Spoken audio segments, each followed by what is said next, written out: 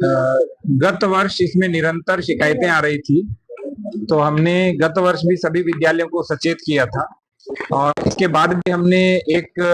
बैठक बुलाई और बैठक में सभी सीबीएसई और आईसीएसई एफिलिएटेड विद्यालयों को बुलाया और उनको हमने सचेत किया कि एक सप्ताह के अंदर या तो आप एनसीईआरटी की पुस्तकें लगाइए, अन्यथा बाहर के प्रकाशक की पुस्तकें नहीं लगाएंगे,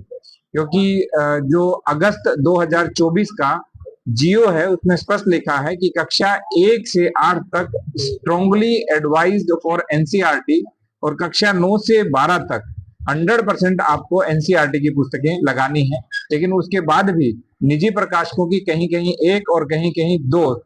मूल पुस्तकों के रूप में और संदर्भ पुस्तकों के रूप में बहुत सारी पुस्तकें लगाई जा रही थी। तो हमने 12 अप्रैल 2025 को सभी अधिकारियों को सभी विद्यालयों में भेजा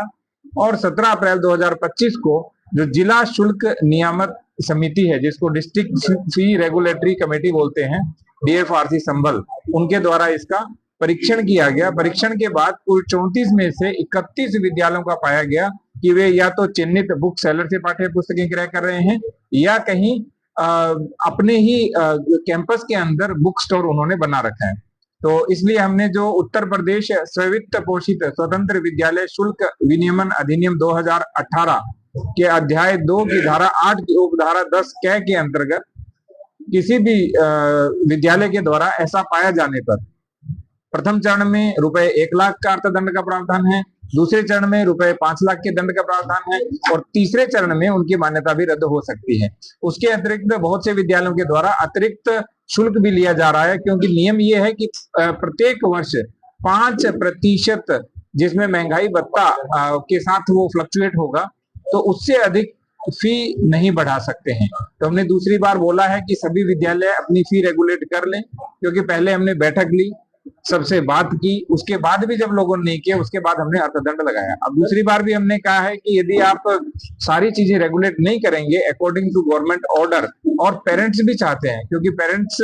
के लिए शिक्षा बहुत महंगी होती जा रही है, इसलिए हमने उनको कहा यदि दूसरी बार भी नहीं माने तो फिर हम 5-5 लाख रुपए अर्थदंड उसमें लगाएंगे। देखिए, सभी विद्यालयों की हमने फी स्ट्रक्चर भी लिया है। 2022 से लेकर के 25 तक हर वर्ष कितनी वृद्धि हुई है, वो ऐसा नहीं है कि हमने केवल विद्यालयों से लिया है, वो हमने अभिभावकों से भी लिया है, व्यक्तिगत रूप से 2 से 3 अभिभावकों से बात करके। यदि अकॉर्डिंग टू रूल्स 5% से अधिक की फीस की वृद्धि है और जो उसमें महंगाई भत्ता ऐड कर दिया जाता है उससे अधिक फी की बढ़ोतरी हुई, तो एक बार हम उनको कम करने के लिए और वापस करने के लिए कहेंगे। यदि फिर भी नहीं करते हैं तो फिर 5 लाख रुपए का अर्थदंड दूसरी बार में लगाएंगे। जिस तरह से 3 से गली का काम बढ़ रहा है, एक दिन के अंदर 17 बच्चे स्कूल में जा रहे हैं, जबकि 8 या 9 बच्चे ही जा सकते हैं। क्लास में एसी की फीस ले रहे हैं मगर सिर्फ पंखे चल रहे हैं सोलर पैनल से, तो वो भी नहीं हुए। बच्चों की शिकायत अभिभावक करते हैं आके कि साहब गर्मी में बुरा हाल है, बच्चों का तबियत भी खराब होती है, कोई जांच नहीं अगर हो जाए और जांच एक होने का दावा करते हैं, वो पंखे बच्चों को बैठा। विद्यालयों की जांच हम आरटीओ के माध्यम से और हमारे ट्रैफिक पुलिस के माध्यम से और इसके साथ साथ डीआईएस के माध्यम से और बेसिक के जितने भी एबीएस और बीएससी हैं उनके माध्यम से कराएंगे। दूसरी बात,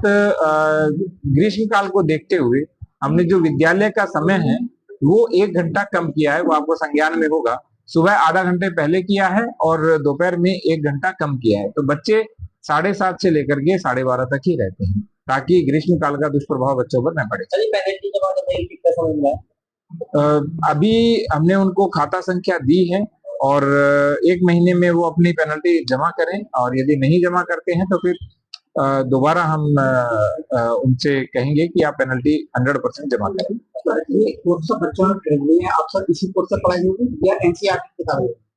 देखिए, स्पष्ट नियम है शासन का। मैंने आपको अगस्त 2024 के सीबीएसई के जियो के बारे में बताया है, उस जियो में भी प्रोविजन है। हम साधारण, क्योंकि एनसीईआरटी की पुस्तकों की विशेषता है वो सस्ती होती है और सस्ती पर से अभिभावकों के ऊपर पढ़ाई का आर्थिक बोझ नहीं पड़ता है, इसलिए हम इस पे जोर दे रहे हैं और साथ में शासन का भी स्पष्ट निर्देश और आदेश है।